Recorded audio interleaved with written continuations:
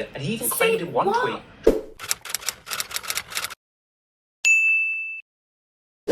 Hi, hello, the time has come.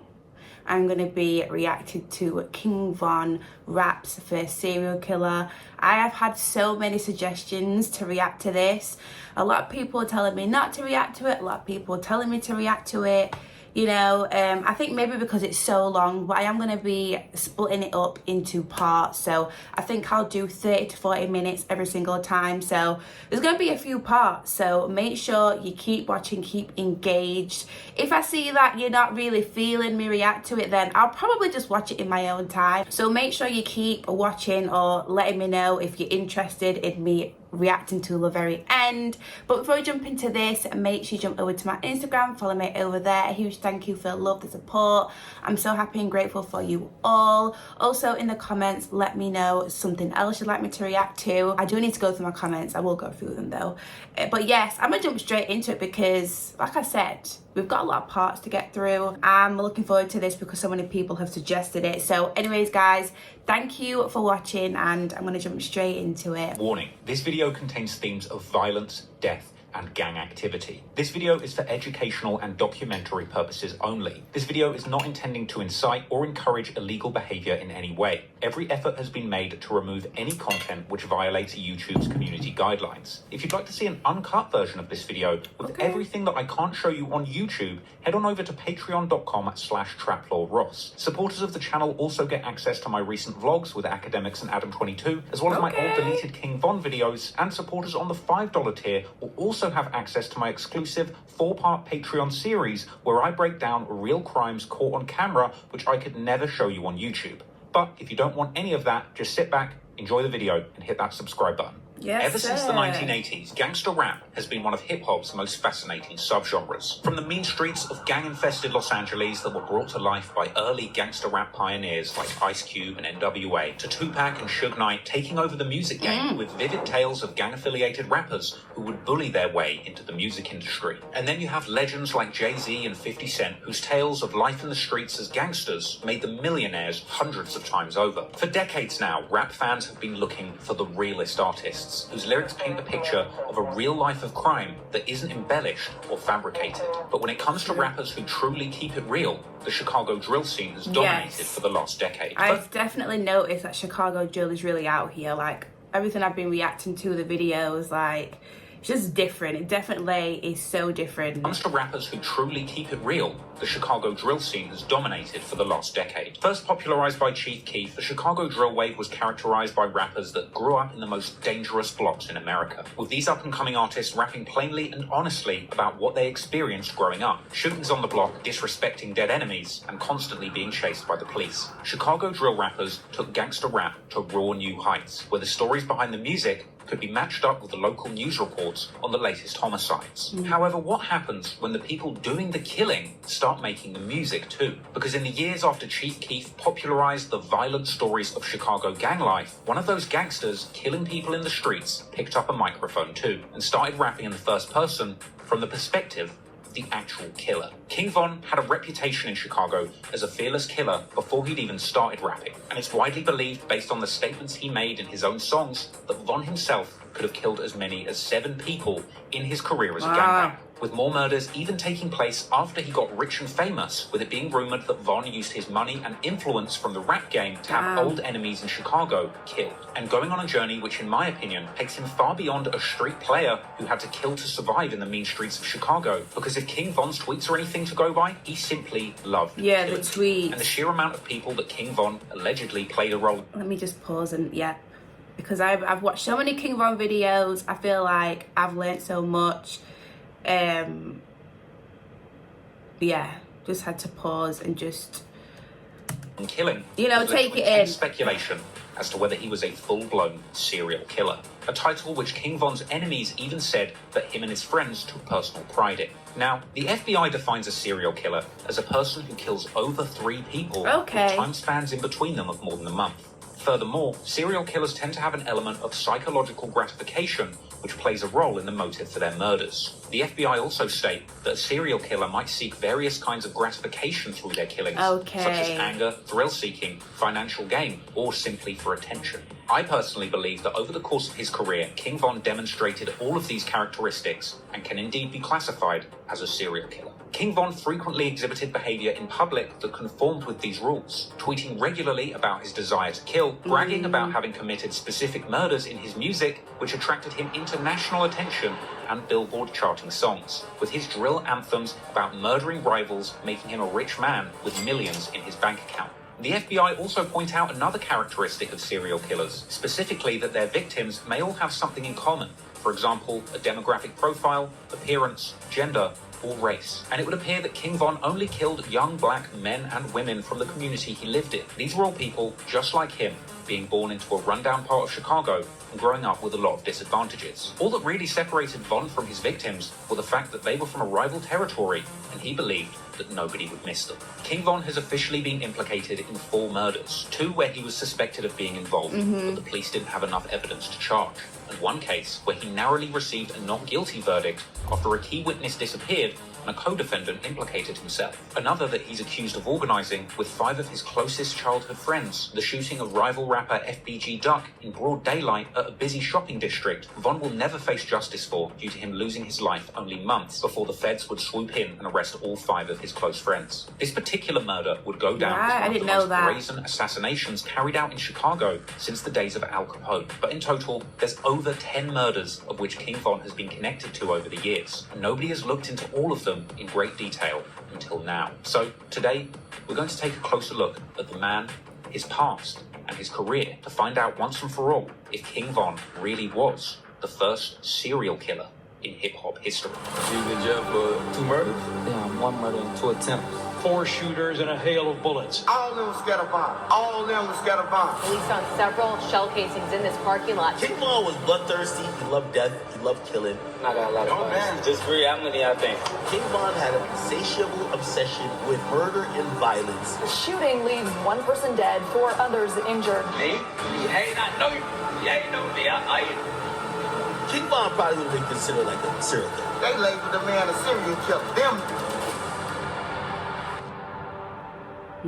King Von, real name Davon Bennett, was born on August the 9th, 1994 in Chicago, Illinois, growing up on West 78th and South Hermitage in an area known as Killer Ward, an area mainly affiliated with the Chicago gangs, the Gangster Disciples, and the Black Peace Stones. Von would attend Barton Elementary School in the area, but despite starting life as a fairly normal kid in Chicago, he would be subjected to the influence of gangbanging in his family home from a young age. His father was Walter E. Bennett, aka Silk, a well-known street dude from nearby Ada Park. Von was mainly raised by his mother, as his father was in and out of jail throughout his childhood. But Von's father was apparently a legend in the streets, with ties to the street gang, the Black Disciples. However, much like Von, despite the fearsome reputation he'd earned in the streets, it would ultimately be this proximity to gang life that would lead to his father's demise, as King Von's dad Silk was shot dead when Von was only 11 years old, apparently being targeted by a sniper outside of a skating rink, according to an interview with King Von's uncle. Rest in peace, King Von.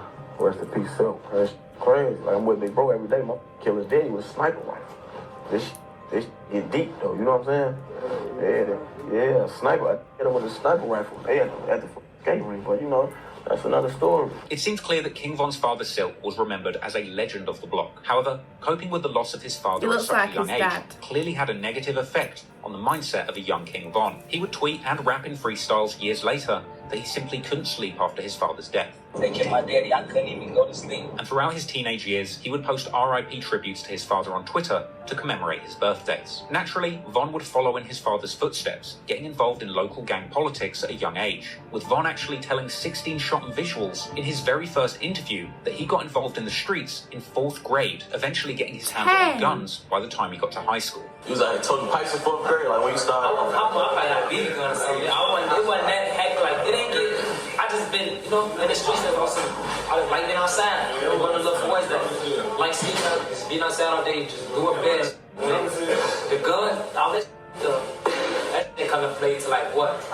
Yeah, like late 8th grade or 7th, 8th grade when it really got to that point where you gotta hurt somebody or somebody trying to hurt you and you gotta protect yourself. Von would rap on the unreleased song Wait that he jumped off the porch, getting deeply involved in gang politics in 2006 when he was just 12 years old. Von would initially be a member of a local street crew affiliated with the Gangster Disciples called Killer Ward, being seen in numerous group pictures with that crew. And affiliates from the area would later post tweets suggesting that Von was indeed putting in work for this crew during his time gangbanging in Killer Ward, with Von himself corroborating that he was close to the members in Killer Ward where he was born, but making it clear that he's always been a member of the Black Disciples due to his family affiliation. Now, Von would live around Killer Ward up to around 2008 or 9, after which he would eventually move to the infamous Parkway Gardens housing development. This housing complex is notorious for its affiliations with the Black Disciples street gang. Parkway Gardens would later be referred to by insiders as O Block, but prior to that, it was referred to as Wick City. And here, King Von would meet many of the people who would end up having a huge influence on his life and career. People famous for their affiliation to O Block, whether through the gang wars going on there, or through the music that had been made about the gang war.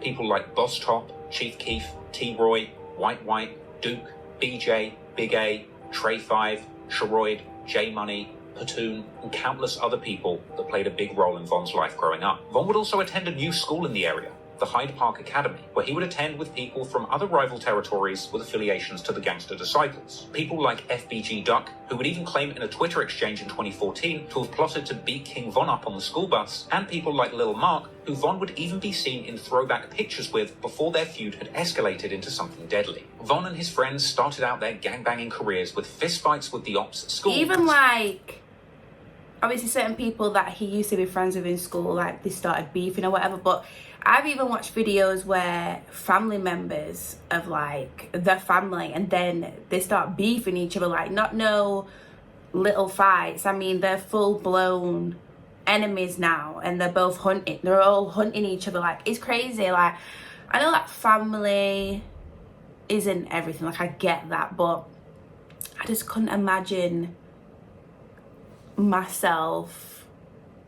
Like, I know families have fights, but I couldn't imagine like being a full-blown enemy to a family member, you know? If you get what I'm saying, let me know in the comments. But yeah, this so far though, we're in the detail, 10 out of 10, 10 out of 10. Going from the very start, got pictures and everything.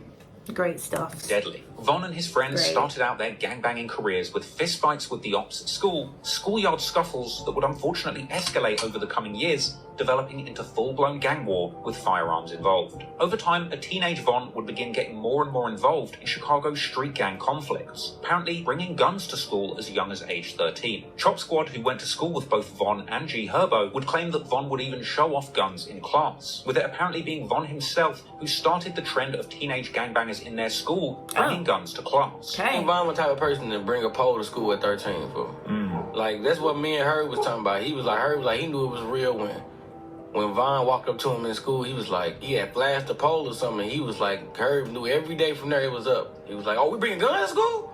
You know what I'm saying? Like, oh, what's on now? He's like, every day from there, everybody brought guns to school. And he's like, Von was the one to start that off. In fact, G Herbo would even later rap about this on a collaboration with Von called FaceTime, saying that Von showed him a revolver in freshman orientation, an experience which led G Herbo to begin bringing guns to school himself too. Now, King Von was apparently out of control as a youngster. According to one story, Von actually did a shooting on prom night whilst wearing his suit, after literally tweeting out that somebody better not try him in his suit. So naturally, you can imagine Von ended up spending a significant amount of time in trouble with the law as a teenager, with large patches of his most formative years spent inside jail cells. Von went to jail for the first time around August 2010, at age 16, for armed robbery, apparently robbing someone for their car at gunpoint. Something that he would actually later refer to on his song Armed and Dangerous, saying that he was arrested on August 11th, 2 days after his 17th birthday, when he was offered 21 to 45 years in a plea deal. Von would end up spending time in boot camp, an intense military-style juvenile program, ultimately rewarding him with early release. But soon after that initial charge, Von would catch another in January 2011, ultimately spending 15 months behind bars as a juvenile, being locked up between December 2010 and March 2012. And during this time of incarceration, Von's best friend T-Roy would tweet calling for his release. Eventually, in March 2012, Von would be a free man once again, but he was only free for a matter of months, from March to November 2012. But during this time, Von would undergo a transformation, going from a gun-toting stick-up kid to a full-fledged killer after witnessing the death of one of his close friends, which, as he put it, turned him into a demon. Before we get into the first murders that King Von was allegedly involved in, I just want to take the time to consider the real reasons why he would be motivated to kill in the first place. Despite covering a lot of gangsters who are hardened killers, it's important to consider the social circumstances that need to exist for a teenage boy to start committing murders. Firstly, these areas where King Von grew up in Southside Chicago, Killer Ward and O Block, are incredibly poor and dangerous areas, with the latter even being described by the local Sun-Times newspaper as the most dangerous block in Chicago. Part of the reason why so many of these gang murders in Chicago go unsolved is due to the failure of policing in these areas. Someone like King Von grew up seeing death and destruction as a completely normal thing. And if the police never come to your area to solve crimes or deliver justice, it's easy to see why you would place more trust in street justice than in the state. Furthermore, you really have to ponder whose fault is it really that somewhere like O Block ended up being so poor and dangerous. While it's easy to blame the gangsters and killers there for cultivating a lawless environment, the city and the state politicians ultimately have failed to create the economic circumstances for someone to grow up safely in these areas. Had there been better economic prospects in the hoods of Chicago, perhaps many of these young men wouldn't have been forced into a life of crime and violence. Furthermore, when it comes to the analysis of King Von's eventual transformation into what some have described as a serial killer, there's actually an argument to be made that geography may have played a part in King Von feeling like he could get away with so many murders. The 70s to the 2000s have actually been described as the golden age of serial murder. And one possible cause for this phenomenon around this period has been cited as urbanization and the concentration of inner city living. Some people have said that putting so many people in such close proximity ends up offering a unique level of anonymity when it comes to committing crimes in these complicated, busy and overpopulated areas. Put simply, this means that in O Block, the sheer amount of people, overlapping gang conflicts, and normalization of violence on the streets means that somebody like King Von could kill multiple people without attracting too much attention to him personally. As sad as it is to say, in the eyes of the cops, a victim is just another casualty of the gang war rather than a specific crime that could be solved. And it's these circumstances that were the perfect conditions for a young King Von to begin killing people in his community with minimal consequences. And whilst King Von was in jail, gun violence had raged on between the black disciples from Wick City and the rival gangster disciples from St. Lawrence and Eberhard Avenues, or STL-EBT. And during this time, whilst King Von was incarcerated, a 15-year-old gangster disciple from the rival hood by the name of Tuka was murdered. Real name Shondale Gregory, Tuka was shot dead at a bus stop on the 600 block of East 63rd Street on the 12th of January 2011 at around 6:48 p.m. It was around that time that a masked gunman jumped out of a vehicle, shooting Tuka several times. Tuka was hated by his rivals from the Black Disciples, and over the next decade, BDs would continue to disrespect him on social media and in popular songs. And in honor of their fallen friend, gangster disciples from St. Lawrence and Eberhard would rename their area Tukaville. It's never been fully revealed to the public who killed Tuka, but ever since, there has been intense speculation that a boy named O.D. Perry from Wick City might have had something to do with it. This is partly due to him being pictured regularly with a silver revolver, and the witness report from the Tuka murder stated that Tuka was actually shot with a long-barreled silver revolver. Regardless of whether or not O.D. was really the person who killed Tuka, that didn't really matter, because later that year, on August the 10th, 2011, in an act of retaliation, O.D. Perry was killed just outside Parkway Gardens. He would suffer multiple gunshot wounds, including one to the neck, at about 11:35 p.m. Just like Tukaville, Wick City was also renamed in the memory of their fallen friend O.D., O Block, and it's believed that one of the shooters who killed O.D. was a female teenage shooter by the name of Jakira Barnes, or K.I. Following the murder, K.I. would begin to pose on social media with a silver revolver, similar to the one that O.D. was known to carry. And her rumoured involvement in this murder of a beloved O Block member would lead to K.I. becoming a major target herself, with matters not helped by the fact that she would regularly tweet insulting O.D. Perry and alluding to having killed him, along with others who would openly claim that K.I. made the O, meaning that she killed O.D. and was the one that caused Wick City to change the name of their... And to just be tweeting about this. Like, look how much they just tweet about the things that they do or are about to do, or like the locations and stuff. It's crazy, you know? Block to O Block. But the tragedies in O Block were far from over. On the 18th of October 2011, another O Block native by the name of Patoon, real name Edward Riley, would be shot dead inside O Block after being approached by two people with firearms. Another devastating loss to the community would come when 19-year-old Sharoyd Liggins would be shot in the head and left for dead on February the 16th, 2012, also at O-Block. This murder was particularly notable for the fact that it was believed that Sherroyd was killed by a Toucaville shooter by the name of Boss Trell. As the gang war in his neighborhood continued to take more and more of his friends' lives, King Von would get more and more involved, continuing to play a role in the gang war going on in Chicago's street underworld. Von later rapped on the song Don't Want to Be Me that everything changed for him in 2012, and that this is when he decided to get more active in the gang war, with Von saying specifically that the deaths of OD and Platoon completely changed his plans and led him to put on a mask and get active in the gang war. Now, there's a lot of speculation about the exact murders that Von was allegedly involved in, and we might never know definitively if he was truly involved in all the violence that he was rumored to be associated with, but the very first murder that Von was associated with took place on April the 28th,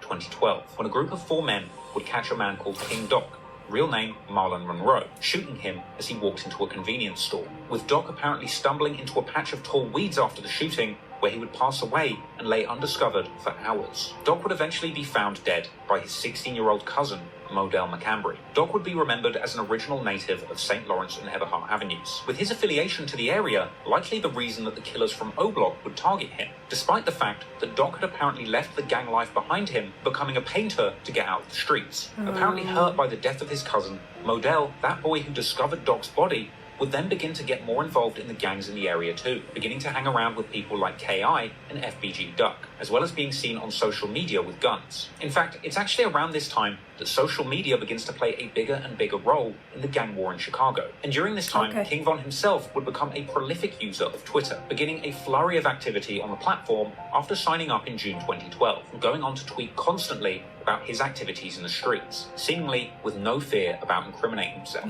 Von would openly claim to be drilling in the name of O.D. Perry. He would say that he was like Phineas and Ferb in the streets with his best friend and fellow O-Block shooter T-Roy, warning ops not to diss them, claiming to shoot people like it's nothing. He would tweet that he's been drilling from young and even wants to kill cops too. He would say outright that he will whack people. He would regularly diss numerous rival hoods and gangs, and be claiming to be paranoid due to having so many people trying to kill him. Von claimed on Twitter to get so enraged whenever he hears the name Tuca or St. Lawrence that his trigger finger just starts itching. But during this time that Von was tweeting openly about all the crimes that he was willing to do in the streets, these crimes would continue to play out. On August the 7th, 2012, Von would make a tweet saying that homicide is in the air and that it smells like a graveyard. Then, in the early hours of the morning the following day, on August the 8th, 2012, a group of guys from O-Block, rumored to include King Von and T-Roy, would be out looking for enemies to kill. Dirty Rel, real name Terrell Joshua, an older member with affiliations to St. Lawrence, Eberhart, and Jarrow City, who had actually moved out of Chicago but was back in town, would end up being shot dead and found on a sidewalk on the first block of East 56th Street in Washington Park just before 3:30 a.m. However, in this case, retaliation would come fast. As the day of August 8th, 2012 goes by, that same evening, around 11:30 p.m., King Von is out with his close friend Whitey, real name Tony Dunn. They would go to a convenience store together on East 63rd Street and South Martin Luther King Drive. Here, Von would go inside the store whilst Whitey waited outside. At this point, a gunman pulls up, shooting Whitey in the back, with a police officer on the scene even returning fire and hitting the shooter, who ultimately managed to escape. White would be pronounced dead in the early hours of the morning on August the 9th, 2012. This date just so happened to be King Von's 18th birthday. This was a devastating incident for Von, who would tweet numerous times about the murder of his friend Whitey, including this one where he said that he had just bought Whitey a pill and gone inside the store, only coming back outside to find a crowd surrounding his shot friend and at first believing that Whitey would be okay. After this, Von would tweet messages saying that this killing is what led him to act out, and in the days following, he would be pledging to kill his enemies publicly. Von later elaborated on his mindset around this period in his song Demon, saying outright that witnessing the death of his close friend Whitey on his 18th birthday is the exact thing that turned him into a demon. And Von would rap that after this, him and his right-hand man T-Roy would be doing hits back-to-back to avenge this tragic loss. Von would apparently be trying to kill much more ruthlessly after this, desperately wanting to get at rival shooters K.I. and Wooski, who had mocked White's death on Twitter. In September 2012, King Von and others caught K.I. on the train, apparently beating her up and mocking her on Twitter in the aftermath. Von would eventually catch up with K.I. in much more deadly circumstances, but not for a couple of years. For now, he would continue to gangbang in the streets with his O-Block brothers, I remember that. ultimately winding up implicated in numerous murders as he continued to seek revenge for the murder of White, and one body at a time, building up a fearsome reputation as one of O-Block's most ruthless killers.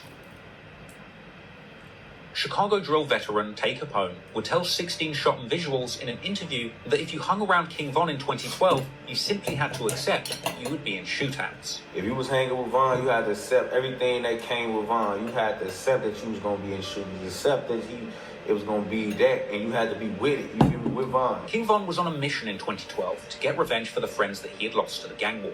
Losing OD, Platoon, and White turned him into a demon, he said. So he would spend every day in the streets of Chicago stalking his ops and broadcasting his activities on Twitter for the whole world to see. On September the 6th, 2012, Von would get arrested, even taking selfies for Twitter inside of the cop car. He would post pictures of him and his partner in crime, T. Roy, dubbing themselves the O-Block Savages. In fact, after posting one picture together, one woman from O-Block even suggested that Von and T. Roy stop being photographed together in case somebody sends it to the police. Von would tweet how him and T. Roy's names were ringing in the streets and that people were praising them for doing their thing, regularly using this as a catchphrase to refer to his drilling, tweeting warnings to the ops that he's about to go on their block and do his thingy thing, telling them that they have 2 hours to clear the streets and promising to blast them on sight. Oh my Von would even goodness. reflect on a conversation that he had had with T. Roy, saying that they can't die soon because they know they're going to hell for all the bad things they had done in the streets. Von would even openly tweet about shooting up Dunbar High School around this time. And unsurprisingly, he would continue to be in the eyes of the law, being picked up in October for battery. But little did the police know just how serious Von's crimes were about to get in the coming weeks. On the 13th of October 2012,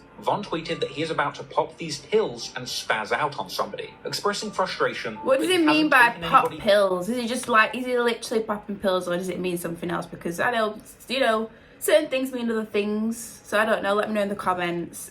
Pop these pills and spaz out on somebody, expressing frustration that he hasn't taken anybody down for a while and saying that he's getting dry. Perhaps a tweet with a double meaning that could refer to sex or murder. That very same day, Von would tweet that his ops party tonight is getting cancelled. Later, Von is tweeting asking for somebody to come and get him. And 30 minutes later, Von tweets simply, "Ha," followed by 45 Glock me.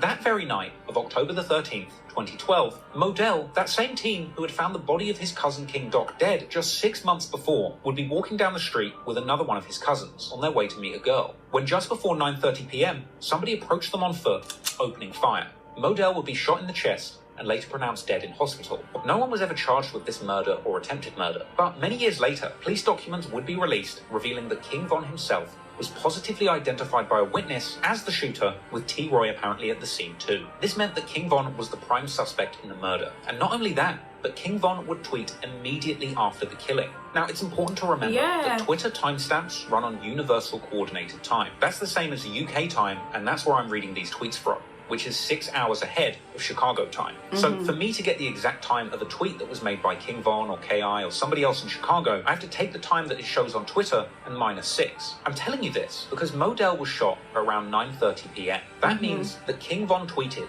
"Who died?" about 17 minutes after the murder of Modell took place. And that tweet was followed by yet another one reading, "It's not safe around our way," which came less than an hour after the shooting. And Von's "Who died?" tweet would provoke responses from somebody who even knew Modell, with Von saying that the dead person is somebody that they know. In addition to that exchange, the female shooter from Tuckerville, KI, would end up getting arrested not long after this for apparently shooting indiscriminately into O-Block, hoping to kill anybody in retaliation for Modell. None of this seemed to bother King Von, however, as he clearly got a lot of satisfaction out of having seemingly killed again. The day after the murder of Modell, Von would tweet that him and T. Roy have a problem and that they can't stop doing their thingy thing. Von would tweet that the streets are in trouble when he's coming, and he would brush off the cops' attempts to arrest him. In fact, only 2 days after the killing, he would get into an argument with a well-known Tuckerville GD known as Wooski on Twitter. Wooski had inferred that he had been out looking to catch Von that day, asking him where they were at, with Von leaving a heartless reply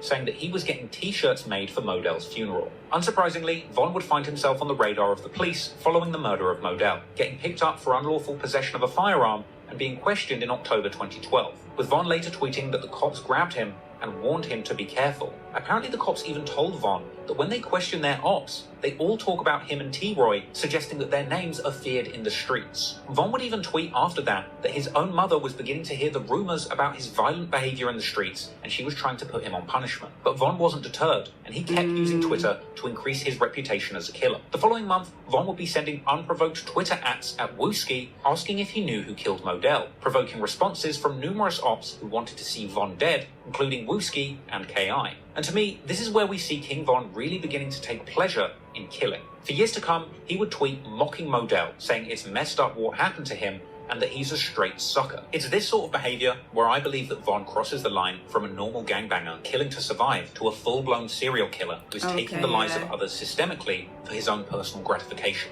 At this point, Von has already satisfied the conditions of being a serial killer. In the comments, let me know, do you think that he was a serial killer? Do you agree with everything that this guy is saying? At the start, when he was describing what a serial killer is, and like the things that they do, I definitely agree with him that there's certain things in the description that he was doing, like the tweeting, you know, certain things from there definitely. But yeah, let me know if you feel that he was a serial killer. Let me know in the comments, because I'll be reading the comments, okay? Having allegedly killed more than 3 people in different locations with large periods of time in between the killings. And his tweets express a clear tendency to take pleasure in killing and a desire to show the world what he's doing. In a way, King Von's purpose in life at this point in time wasn't just revenge and murder for sport. It was about doing these crimes and giving the world clues about what he had done. And as the story goes on, you'll see King Von constantly hint towards his crimes on social media, in his music, and even on television. But now the pattern had emerged. Do you know what I don't get though? This hinting on Twitter, like back in them days. I'm not saying like it was like back in them days on Twitter. Did the police not look at Twitter? Was that not a thing? Because I know now, like, they've been looking at social media and stuff nowadays. So would they not looking at certain things he was tweeting, or anybody was tweeting, like when they're tweeting, like when they're literally tweeting back and forth at each other, were the police not looking into it like they do now? I don't know, but he was so openly open on Twitter. A lot of them was openly open on Twitter, but it's not even like sometimes he was trying to say something but not say something. Like he was saying something and we know that he's saying something, you know what I mean? I don't know, it's crazy. Even on lives and stuff, you know, crazy. On social media, in his music, and even on television. Yeah, but now music, the pattern TV. had emerged, and Von clearly had a thirst for blood. He was becoming a talented shooter and not facing any consequences for these crimes. And so, in the coming months, Von would be rumoured to have been connected to at least 3 more murders, with the police only catching up to him when it was too late. In late 2012, Von was earning a reputation as a feared shooter in the Chicago gang wars, something he would be more than happy to broadcast to the world. Von would be seen in clips posted to social media, sliding in cars with his partner in crime T-Roy and others, throwing up gang signs and saying that they're smoking Tuka. Yeah.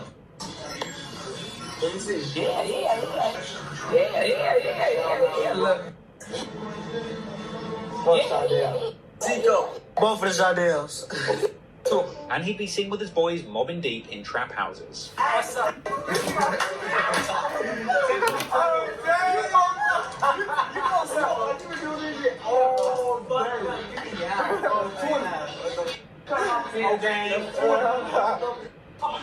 And Von would even broadcast his activities rolling with the gang to the local store. Von was surprisingly open about his gangbanging life on social media, and he would be particularly active on Twitter during these violent months. He would tweet openly that he was planning to shoot at random people in traffic. He would tweet that he is STLK, or a St. Lawrence killer, and interestingly, around these times, on the 18th of October 2012, O-Block native Chief Keef would release his hit song Love So-So, a legendary Chicago drill anthem with lyrics about killing people for disrespecting O-Block. At this point in 2012, Chief Keef had become a global rap star off the back of his single I Don't Like, which was given an all-star remix by Kanye West, and ended up landing at number 73 on the Billboard charts. That song had lyrics about the gang wars in Chicago and lives being lost, and Chief Keef's music was becoming legendary for painting a picture of reality on Chicago's most dangerous block. Of course, who could forget Chief Keef's classic anthem 300, a song with lines all about the young'uns on his block gunning people down, and a track that made it famous to diss Tuka, with Black Disciple rappers beginning a trend of saying that they're smoking on Tuka, a sign of disrespect to Shondell Gregory, who had been killed in 2011. Now, King Von himself had an interesting relationship with Chief Keef's music. Von would tweet that him and T-Roy are the real-life people who these rappers are making their songs about. Von seemed proud of his career as a real gangster, the true story behind Chicago drill music. In fact, it seemed from his tweets that he took great pride in this. He would regularly quote lyrics from drill songs by Chief Keef and others, and he would continue with tweets expressing his intentions to shoot up the ops. In one, he says he just got a new gun and can't wait to use it, and he even claimed in one tweet to have shot a woman by mistake trying to shoot at a man, ending the tweet saying, "I don't care, same thing to me." It seems that Von really had to tweet pretty much any street activity that he was involved in during this time. He would tweet that he hasn't touched or seen a revolver in a while, and on October the 29th, Von would tweet saying that he was avoiding T-Roy because he was winning, presumably referring to T-Roy having a superior kill counter. So Von would tweet literally saying that he was trying to catch up with T-Roy's kill counter, saying, "Give me until Friday." And just the day after this tweet, he would find what he was looking for. On October the 30th, Von would tweet that it's his main man T-Roy's birthday. And later that day, Von tweeted that he was drilling like OD. At 8:45 a.m., Von tweeted, "Check the stats," a reference to who has the most bodies in the ongoing gang war.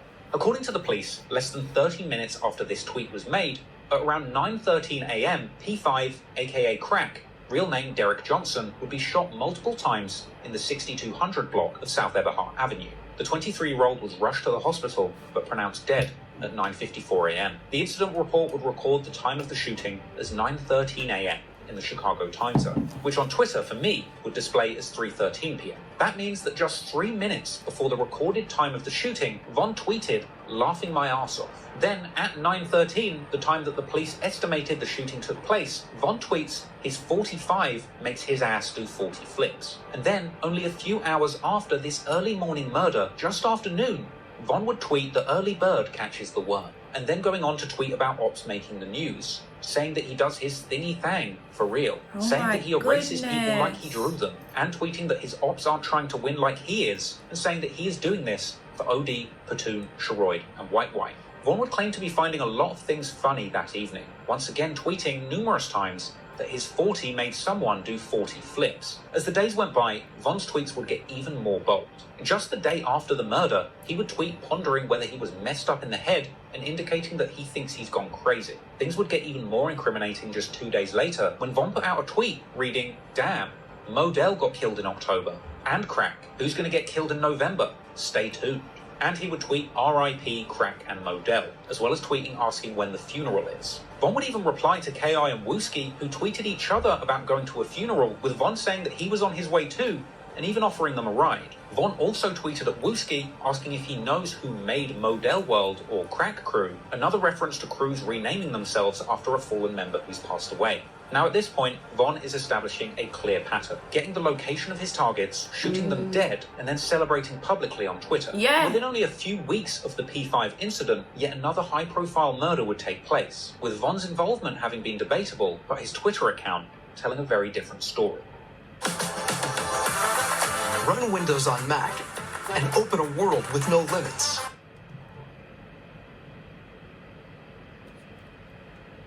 With Von's involvement having been debatable, but his Twitter account telling a very different story. Wow.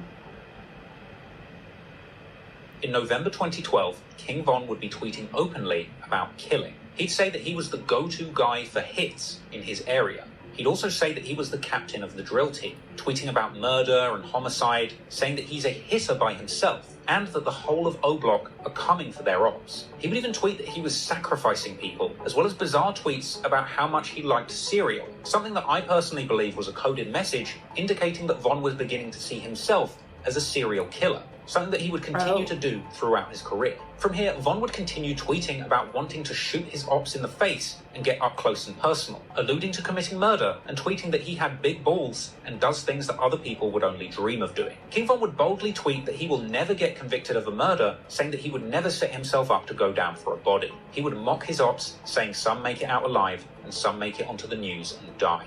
Also during this time, Von would even react to Barack Obama winning the 2012 election, something ironic considering the fact that Michelle Obama apparently also hailed from O Block. But even in celebrating this monumental news, Von would also tweet that a black president with ties to his city simply wouldn't stop him from killing his ops. On November the 7th, 2012, Von would tweet about bodies dropping and beating the case. Later that evening, he would tweet that he was out sliding with T. Roy, who he himself would also tweet saying that he's about to go and get his gun, before replying to KI, who had just tweeted a list of a bunch of names of people associated with O Block who had been killed, with T. Roy retaliating, providing his own list of people from KI's hood who they had apparently killed, as well as tweeting #bang just after midnight. Then, the following morning, the news would report on the shooting of a 17-year-old by the name of Rodney Stewart, aka Boss Trell.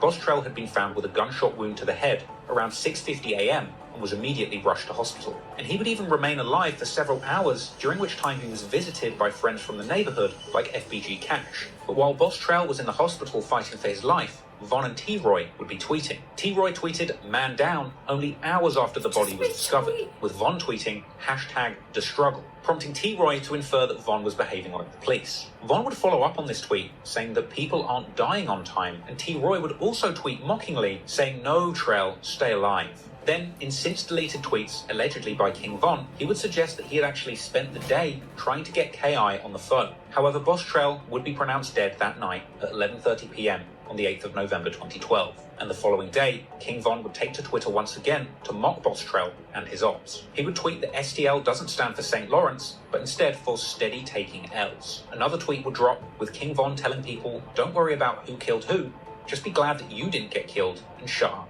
This was followed by another tweet aimed at Boss Trell, saying, "Lol, you ain't a boss to me." Many theories suggested that T. Roy and Von, and possibly others, were involved in this murder. Some have said that it was T. Roy, others have said that it's Von, or potentially even the two of them together. But it is worth mentioning that there's an alternative theory that Boss Trell was actually murdered by someone completely unrelated to this feud, who was apparently trying to retrieve a gun that had been taken from him. But regardless of who was responsible, Von and T. Roy were certainly happy to see Boss Trell gone, and they would continue to tweet boldly about it publicly. Their ops on Twitter would warn T. Roy over the disrespect, but for King Von, tweeting about the murders going on in the streets was a must. Von would post saying that the ops are dying frequently and that he doesn't plan on slowing down. He would say that he will kill an op anywhere, and once again reference cereal, saying that he eats cereal after shooting people, another hint in the ongoing joke that Von is indeed becoming a serial killer. Von would even mock the ops for having funerals. He simply didn't care what anybody thought. It seemed that Von was hell-bent on killing his enemies, and he would be hell-bent on tweeting every single time something negative occurred in the streets. However, Von's days would be numbered, and following the next hit that he was implicated in, he would tweet once again, perhaps a little too recklessly this time, finding himself behind bars for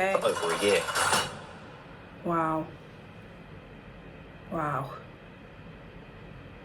After the deaths of Modell, P5 and Boss Trell, you would think that King Von would have kept a low profile, but no, he would continue to tweet suspiciously while the killing continued. However, when the next person lost their life, King Von's tweets would go to a whole nother level of self-incrimination, and he would actually find himself on the wrong side of the law. On the 19th of November 2012, 32-year-old man named James Holman, aka Lil James, would be standing on his porch on the 6000 block of South Michigan Avenue around 8:20 p.m. At this point, 4 people would approach his property, opening fire, shooting him in both the arm and chest, with him being pronounced dead in hospital less than an hour later. Only 23 minutes after this murder, Von would tweet, "Man, not on anything," followed by another tweet reading, "clown ass." Von was mocking somebody, but we didn't know who or what for. Meanwhile, T. Roy would put out a tweet asking if somebody got shot yesterday. And then, only 6 hours after the shooting, Von would tweet that he kills GDs often. And then, in another rare deleted tweet that somebody else from O Block quote tweeted just 21 minutes later, Von would apparently brag that he has killed 5 GDs and shot 10.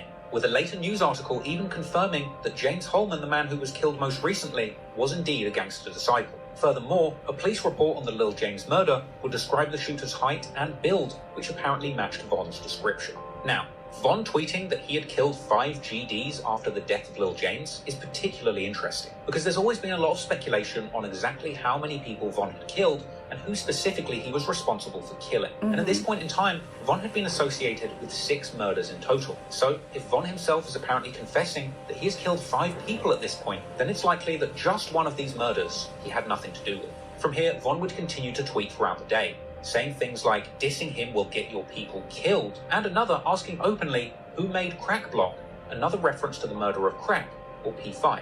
Unsurprisingly, the authorities would catch up with Von just 3 days after the murder of Lil James. Perhaps they'd read his tweets. Von's capture would be confirmed by a tweet from his sister from his own Twitter account saying that he would be in jail for Thanksgiving, with Von's charges later being revealed as unlawful possession of a firearm.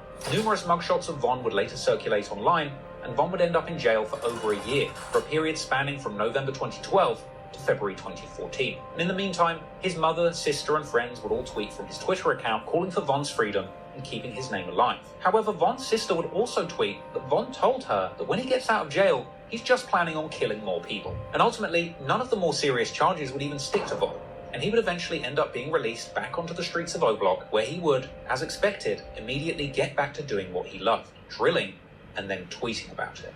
So it's not even him tweeting about it, it's like his friends, his family tweeting about it as well. Yeah.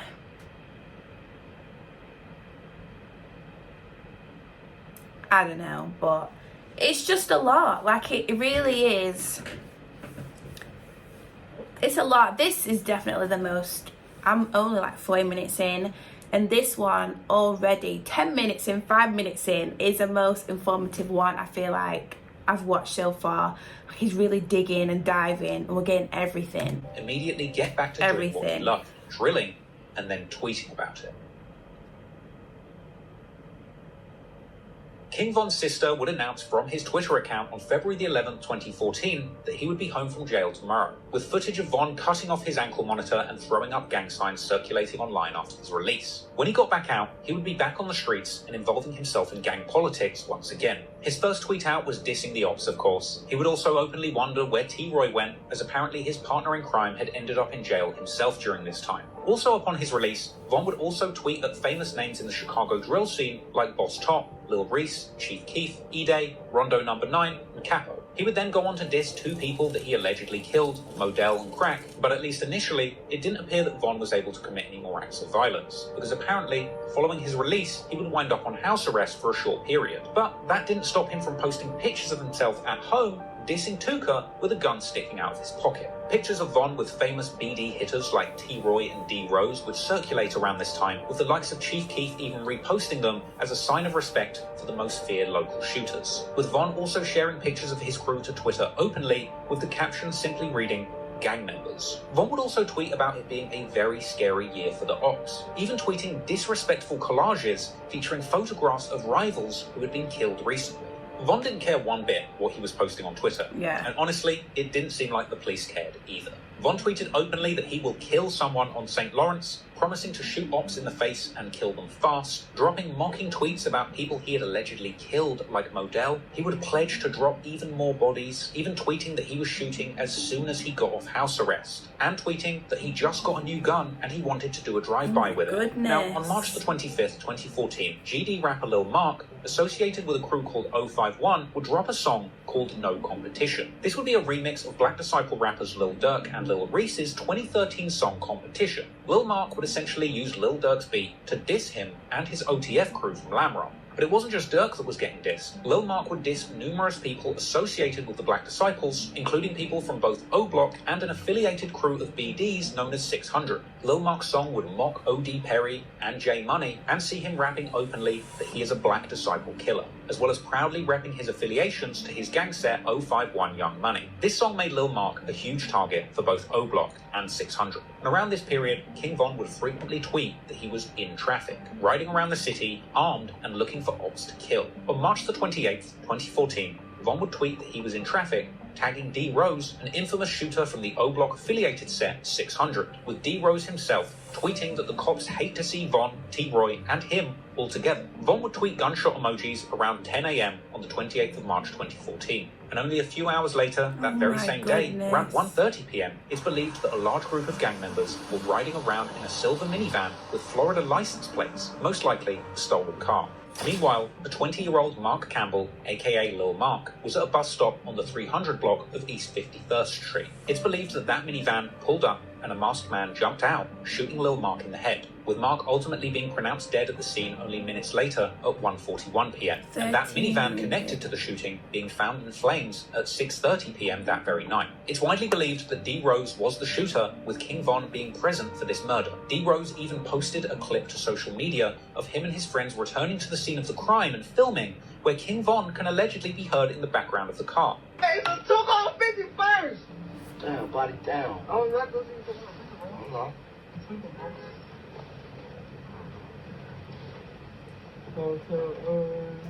Body down, 51st gang. D. Rose would tweet, "Call 'em, never heard of 'em," with a laughing face just 36 minutes after the killing. King Von would tweet, just 42 minutes after the shooting, "Die why?" with a bunch of laughing faces, with this being a sign of disrespect to Lil Mark's gang 051 Young Money. That tweet was then followed by Von saying 051 better keep their head up, with a bunch of laughing emojis. Then he says he lives for this, F the ops. And just in case there was any doubt about King Von being present for that murder, he would also reply to somebody on Twitter discussing Lil Mark, saying outright he just saw the murder, with King Von going on to tweet at other O-Block affiliates that they would be celebrating that night. Von was speaking so recklessly on Twitter, his sister would even tell him to go in the house, with the defiant Von replying to her with gunshot and demon emojis, then tweeting that Lil Mark's death was getting him attention from women, even going as far to say that Lil Mark's pregnant girlfriend might have cheated on him. Followed by another tweet a few days later where Von claimed that he leaves people dead at the bus stop just like Tuka. He The tweet is didn't. even more disrespectful when you learn that Lil Mark was actually Tuka's older brother. D. Rose would also tweet the day after the murder, saying you ain't gotta ask who shot him, indicating that he was indeed the shooter of Lil Mark, as well as proudly saying that he was smoking on Marco. But Von and D. Rose weren't the only ones celebrating the death of Lil Mark, because Lil Durk, the original subject of Lil Mark's diss song No Competition, released just 3 days before he was killed, would end up making a trip to the very bus stop where Mark was gunned down, with Durk telling his followers that this was a very special place. Hey, this bus stop right here though, this a real famous place, yeah? This is a real famous place, B. Hey, this bus stop, this is a real famous place, B. I ain't gonna lie to you. Because of all of the attention from rappers about this incident, Lil Mark's death became news beyond the local Chicago papers, with this killing taking place during the heyday of DJ Academic's War in Chirac series, where Academics would report satirically on the Chicago drill scene and the shocking crimes going on within it. King Von himself would even go on to rap about killing people at bus stops many years later, as well as on the song Exposing Me, where he says that he is smoking Lil Mark and Tuka. And Lil Durk would go on to do the same thing, rapping in the December 2014 track War with E-Day 600, also saying that he is smoking Lil Mark and Tuka. Now, it's never been definitively confirmed who killed Lil Mark, but it's widely believed that the two most likely hitters are D. Rose or King Von. But whether or not King Von actually did it, he clearly got a lot of gratification from just witnessing this murder, further fueling this strange bloodlust that he was cultivating around this time. If he wasn't the one killing, then he would at least want a front row seat and an opportunity to tweet about it. However, it would be the next murder that would seemingly be Von's most proud moment in the streets, because he would end up finally catching somebody who he had wanted to get for years, leaving clues on Twitter all the way up to the killing. And then, in an insanely twisted turn, not only would Von get away with the murder, but he would go on to appear in a documentary interview about the victim without anybody even working out that the killer that they were looking for was sitting right in front of the camera. Okay, so I'm gonna leave it there. We are like 50 minutes in so far. Let me just say this. I've obviously watched so many King Von videos. I've watched all sorts of ones, but this one is definitely the most informative, and there's just so many receipts, and it's just really diving into so much, and I can't wait to continue with a part 2, which will be coming soon. Let me know if you want me to continue to watch this, or I can watch it in my own time. I don't mind, but let me know, and I'm going to see how the video does as well, see if you're interested. But yeah, let me know what you think about it so far. If you're new to watching it, if you've already watched it, let me know what you think about it. Let me know if you think he was a serial killer. I want to know, what do you think so far? But anyways guys, thank you for watching. I hope you enjoyed, and I will see you very, very soon in the next video. Bye.